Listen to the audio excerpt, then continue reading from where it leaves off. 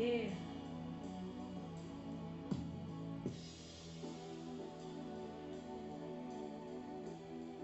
Look, sometimes I feel like God is Satan playing frisbee with my soul, cause I got friends that I grew up with. They ain't get to be this old. Dead bodies on my temple. That's a side you ain't heard of. Some lost their innocence to sex, lost mine to a murder. That's why my pencil always spazzing out. Mental on and cash amount. Pistol if you acting out. Pillows filled with cash account. Riddles that I rap is pain. I scribble in this craft. The crowds is rated by weirdos who never been through what I'm rapping about. Speak about the truth. I gotta keep my shit official. Y'all want punchlines, but first I gotta speak about the issue. Constitution say we free, but that word's elusive. Heard excuses. It was written with loopholes that they turned to nooses. We wanted peace and equity, but they just wanted war. These crackers created the same violence that they judge us for. Rest in peace to George. I gotta hug my brothers more. Trying to pull the strings and free my people was like tug of war. I was broke, getting funds on my pay, they getting bills. Trying to figure out which one we gon' pay late. Telling my pops happy Father's Day through the JPay. But by the time you get it, it's gonna be a few days late. The blackest poet. I don't speak on shit unless I actually know it. Riots, deaths, failed system, wearing masks of What COVID. up, y'all? Can't relate life to chess on past moments. We never had the same resources as our opponents. That's a fact.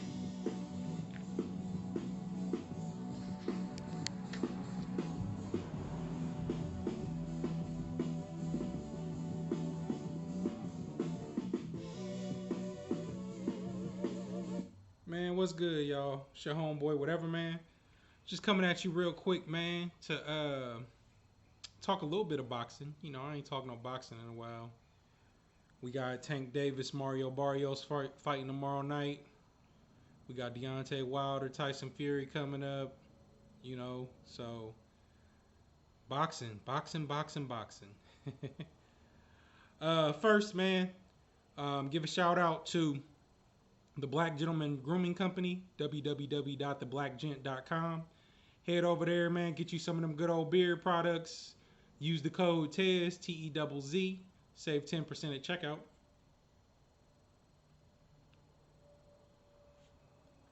Smoking a cigar I ain't ever smoked before. Metropolitan, Habano, Robusto. I don't know. It was inside the cigar shop. I picked it up. Just started it, but so far so good. You know what I'm saying? But yeah, man, what y'all think, man? What y'all think, man? Tank Davis versus Mario Barrios at 140. So Tank's jumping up from 130 to 140.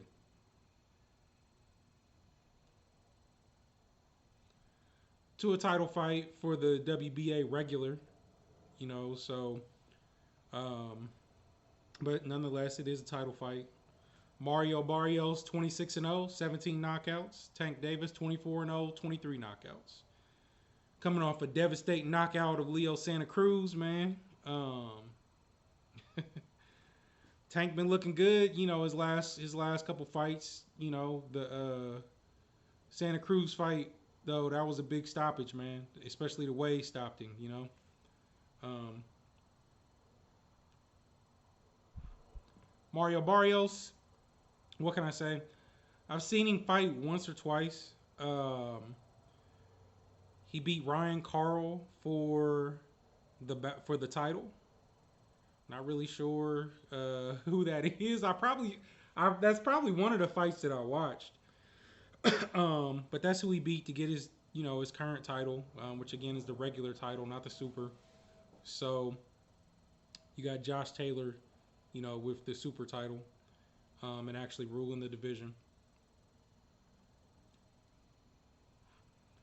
I was looking at the weigh-in, man, or what have you from earlier, man. The size difference is crazy, man. Tank Davis is 5'5", and Barrios is 5'10". But he looks like he's a foot taller than him standing next to him, man. It's crazy. So obviously Tank is fighting the bigger guy, taller, longer dude. You know, 71-inch reach for Barrios. I think 67 is. I think I read 67 and a half maybe for Tank Davis for the reach, but um, obviously you got the bigger, longer fighter who if he chooses to work off of the jab, if Barrios chooses to work off of the jab, hold Tank at range as much as he can, I don't think he can do it the whole fight. Um, Tank's going to get inside. He's superior athlete in my opinion. He's going to get inside. He's going to make his way in to do damage. He's going to find a way. But I think if Barrios works off that jab, man, he can give Tank problems, real problems in here. But at the same time, this is a guy who likes to get inside and bang. That's what Barrios does. So Tank's gonna have to get inside against the taller fighter. Barrios likes to get inside. Man, we might have a nice little war coming up. It could turn into a nice little war. Davis is jumping. People got to remember, he's jumping 2 weight divisions. I don't care how good he is. He's jumping 2 weight divisions. Okay, now I don't think he'll have any problems with his power carrying up those 2 weight divisions. I wonder if he's doing this because he struggles to make weight. There's other considerations too. But I think his power will carry up there. So in my opinion, he'll end up knocking out Barrios at some point. But he may face some adversity here, he might get rocked. He's going to be fighting a guy that likes to rough it up, get inside, and bang it out. So, you never know how these fights are going to go. Again, I don't think he'll stop Tank Davis, but who knows, man? He might hurt him or something like that. Wake Tank up a little bit, but ultimately I think Tank will end up, taking him out. Superior boxer, in my opinion. Incredible talent. My only issue with Tank throughout his career has been his focus. But aside from that, and his activity, he's staying more active now than he used to. So, I think he's in a good place. I don't know about the jump in 2 weight divisions, though. That's going to be challenging no matter what. But, hey, fights tomorrow. I'm ready to see it. I'm picking Tank to win. I don't know, bigger guy, maybe a little bit of a war. I think maybe Tank by KO in like the 8th or the 9th, something like that. That's what I'm thinking. But we'll see, I seen Teofimo Lopez speaking out. He says Tank is making this jump because he doesn't want to fight him. I don't know about all that. Is he by avoiding Teofimo Lopez and going up 2 weight divisions, so completely skipping, 35, he's going to go up 2 weight divisions where Josh Taylor is basically the undisputed king right now. He holds all the major titles. Fighter out of the UK, 18-0. I looked at his record. I've seen Josh Taylor fight before. He beat Victor Postol. He beat Regis Prograde. To me, that's the best name on his resume. And then he beat Jose Ramirez, in his most recent fight. So he's fought some good. He's fought some good fighters. I don't know. He's a UK. I tend to favor the American fighters over the UK fighters strictly because the competition over here, generally speaking, is better than it is over there. But he's fought some good fighters and fighters that do fight in the US, and he's beat them. So would I run from, when I think about this in my mind, would I run from 130 where I was starting to come on, where I was, dominant performance against Leo Santa Cruz? You've got the opportunity to fight Teofimo Lopez, if not in the next fight, maybe a fight or two down the line, who has all those titles that he picked up from beating Vasily Lomachenko. I don't know that he should run from Teo, so I don't know that I believe that.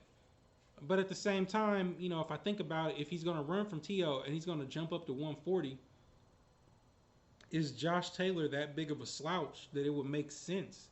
What does he see in Josh Taylor that he thinks he has a better chance to make the weight jump and then make it to fight for undisputed, get all those titles that he doesn't see that he could do with Teofimo Lopez, man. I mean, when we talk about the best fight and the best, man, T.O. and Tank Davis, man, would have been lovely down there, in the lower weight divisions. Um, but who knows? I don't know. Maybe he fights this fight, picks up the victory against Barrios, and he's just jumping up this one fight. So does that mean that his next fight he can't drop back down to 130 or 135? So just because he's fighting at this weight, I don't necessarily think it's a duck of Teofimo Lopez like he's saying. I hope again the Tank Davis comes out tomorrow, does his thing, and then after in the post fight, I guess we'll find out what his plans are, why he made the jump, why he's at 140. Maybe he'll talk about his thoughts on Teofimo Lopez. Maybe he'll call out Josh Taylor. I don't know.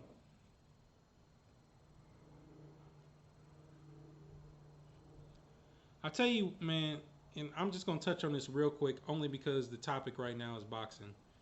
Um, we've got Tyson Fury versus Deontay Wilder 3 coming up, trilogy fight.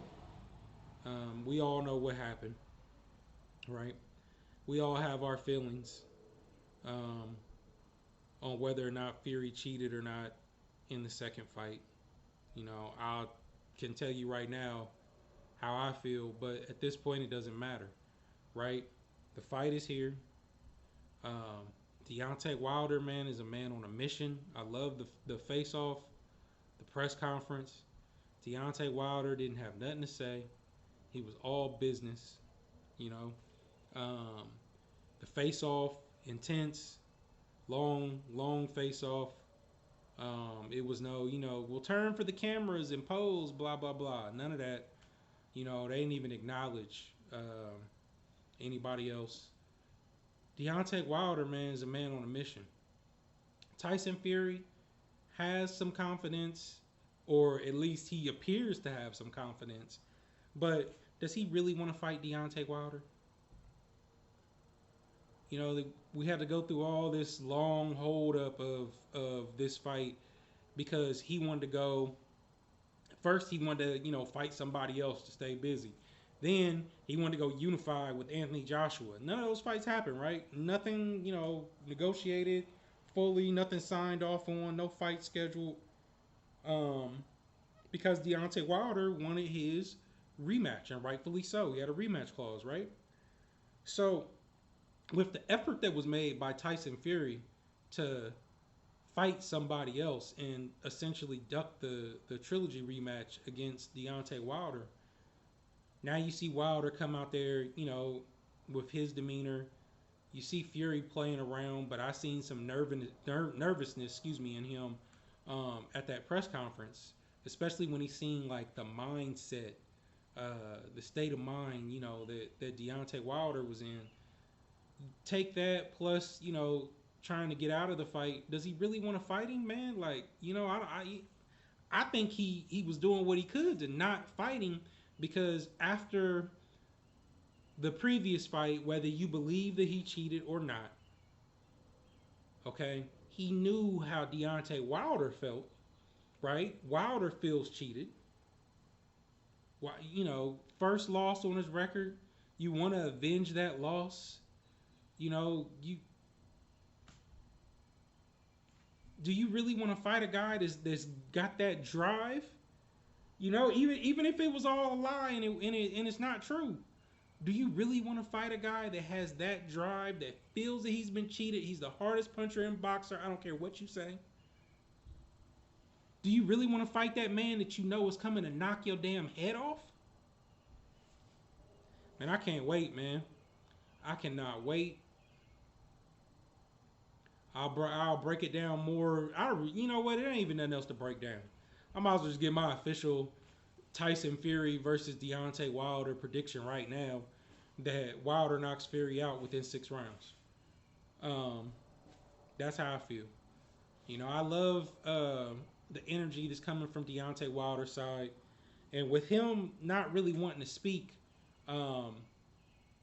Malik Scott has is is head trainer right now, and he's kind of stepped into the spotlight as far as being Deontay Wilder's voice. Now, Deontay Wilder has done some interviews, um, and some good ones, just to be clear. But Malik Scott, man, a lot of people are talking to Malik Scott. He's doing dual interviews with Deontay Wilder. Um, I was listening to him on Blue Blood Sports TV. Kurt Sugar and Blue Blood um, interviewed Wilder and Malik Scott, and I gotta tell you, man, like I'm ashamed, right? I knew Malik Scott was a former professional boxer. I knew that he trains, because I follow him on Instagram. I've seen him come up on some other things. I knew these things about him, but I did not realize, man, when you hear him talk boxing, man, this is one of the smartest guys. His boxing knowledge is incredible. Take that with his ring experience, his knowledge of the sport of boxing, and not just the technique and the training, the history, man. Like, when he's not training people, man, Malik Scott need to be one of them people that is commentating. But you're not gonna let I can't say that you'll let a commentator come on that's going to give you an unbiased opinion and tell you how he really feels based on his knowledge, because I feel like most of the time Lennox Lewis is the one. To me right now, Lennox Lewis is probably the realest of all the commentators. Um, you know, Andre Ward gets swayed from time to time, although I like Ward when he commentates. I thought Tarver was a good commentator, but I'm just thinking, if you had a guy like Malik Scott, when he's not training these boxers and such, I mean, his mind on boxing is incredible. And I've enjoyed the interviews. I really have. And it'll be something that I look for more, is interviews and maybe videos or what have you that he puts out there. Again, just incredible, something to enjoy right now with the build up to this fight, with the spotlight, in a sense, also being on Malik Scott. But what can I say, man? We got that fight coming up. Wilder Fury, Bomb Squad all day, LDBC all day. And then, tomorrow we got Tank Davis. So some good fights here, man. I just look forward to some good action. It's your homeboy, Whatever Man. Follow me on Instagram or Twitter at Whatever Man, WHATEVA_man. Like my videos, comment, share, subscribe if you're not subscribed. I will try to talk boxing more.